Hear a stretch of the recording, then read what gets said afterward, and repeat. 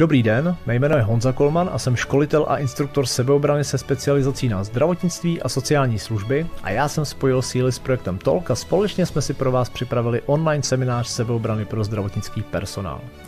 Teď si určitě říkáte, jak je možné školit sebeobranu online, ale je důležité si uvědomit, že bezpečnost ve vašich profesích, respektive v našich osobních životech, začíná především v hlavě.